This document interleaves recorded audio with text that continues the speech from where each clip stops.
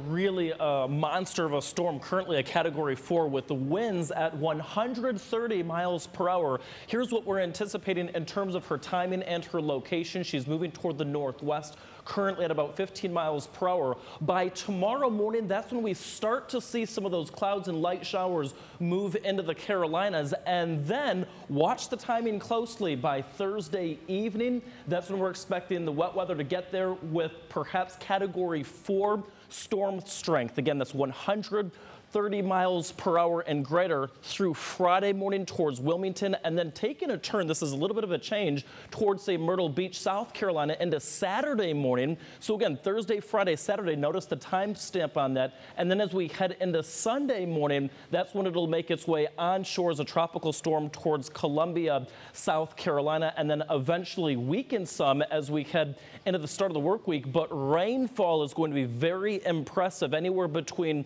20 upwards of 30 inches of rain in that purple area. And notice the coastlines of North Carolina and South Carolina as we speak under hurricane warnings. And Matt, there's also a chance that we could see some residual moisture from this. Yeah, Michael, you're absolutely right. You know, Florence has impacts all the way back towards the west coast. Whenever you have a monster storm like this, it kind of backs all the weather up. Nothing moves until Florence goes on by. So let's take you through time here, see how it affects the Buckeye State. You can see there's the winds from Florence, well down to the south and the east. We're here in this kind of tranquil pattern now. But what we're going to see over the next couple of days, a little push of moisture, not directly related to Florence, but a stationary frontal boundary. We may have some pop-up showers, maybe even a rumble of thunder or two the next couple of days, mainly during the afternoon. But for the most part, we should stay dry. Florence stays down to the south. You see our timeline now heading through Friday on into the weekend. Most of the activity down towards the south, as you mentioned, Michael. But then eventually, as we go towards next week, models kind of diverging on where this goes. But we're going to see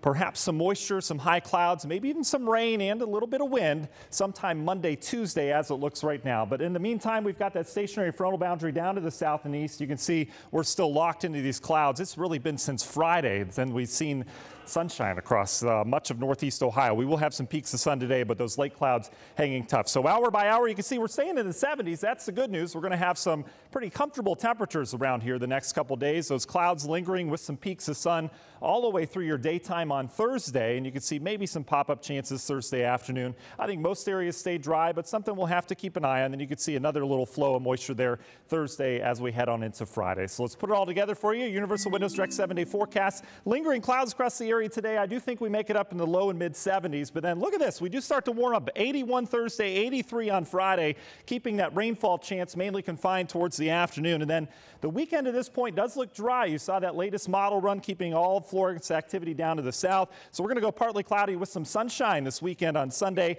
and then we talk maybe Florence's impacts as we go into Monday and Tuesday.